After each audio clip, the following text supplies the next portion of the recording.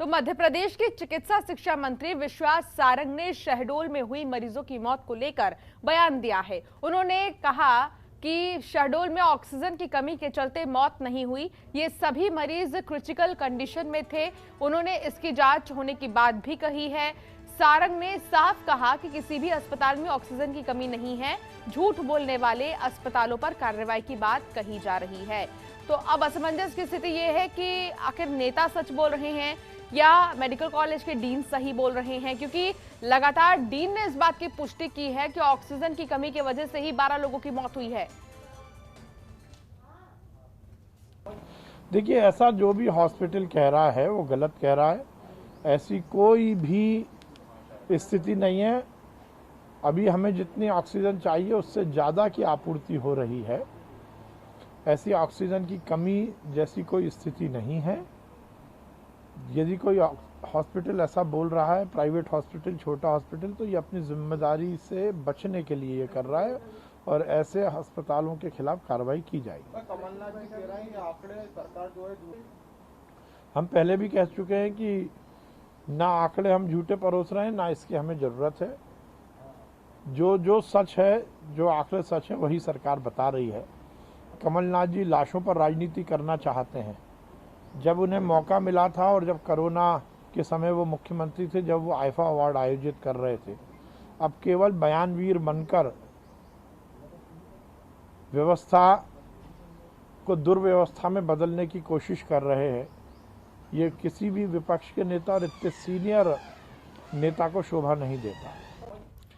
Neeraj Srivastava, state head Madhya Pradesh के, हमारे साथ लगातार जुड़े हुए हैं। नीरज, अब विश्वास सारंग को सुनने के बाद कुछ समझ नहीं आ रहा कि क्या सच है क्या झूठ है, क्योंकि एक तरफ जहां मेडिकल कॉलेज के डीन ये कह रहे हैं कि 12 लोगों की, मरीजों की जो मौत हुई है वो ऑक्सीजन की कमी की वजह से हुई है, तो दूसरी तरफ विश्वास सारंग का ये कहना है कि कहीं ऑक्सीजन की कमी नहीं है, सारे अस्पताल ठीक से चल रहे हैं।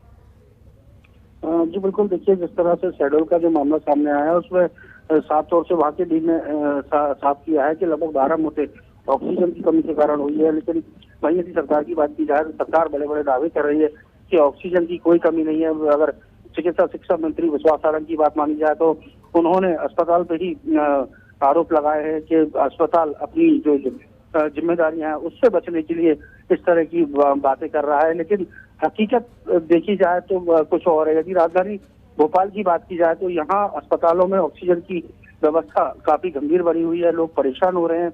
वहीं आंकड़ों की जिस तरह से चिकित्सा शिक्षा मंत्री विश्वास सारंग बात करते नजर आए, उन्होंने कहा हम झूठे आंकड़े नहीं परोस रहे हैं। लेकिन आप देखेंगे तो जो मौत के आंकड़े, जो सरकारी आंकड़ा जो बताया जा रहा था, उन आंकड़ों में और शमशान घाट के आंकड़ों में भी काफी बड़ा अंतर देखा गया है। तो कहीं ना कहीं एक बड़ी लापरवाही जिस तरह से देखी जा रही है शासन की, सरकार की, प्रशासन की, तो इससे कोरोना का संकट और बढ़ रहा है, लोग परेशान हो रहे हैं।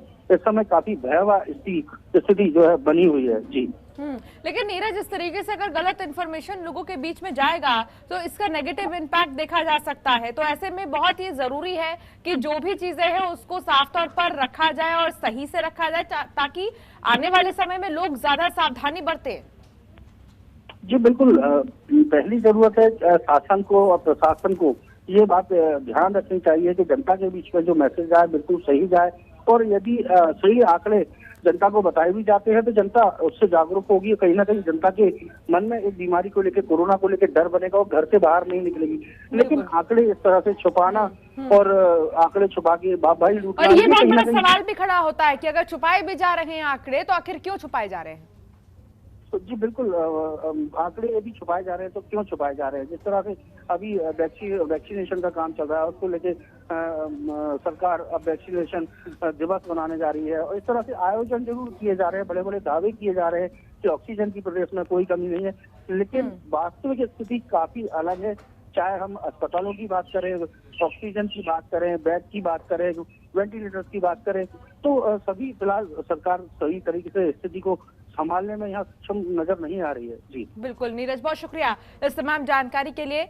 तो आपको बता दें कि शहडोल मेडिकल कॉलेज में 12 मरीजों की मौत हुई है ऑक्सीजन की कमी से। तो दूसरी तरफ सरकार की तरफ से ये कहना है कि ऑक्सीजन की कमी कहीं नहीं है, जो भी अस्पताल झूठ बोल रहे हैं उन पर कार्रवाई जरूर की जाएगी। खबरों के निष्पक्ष विश्लेषण के लिए सब्सक्राइब करें Janatantra TV and press the bell icon. Never miss any update.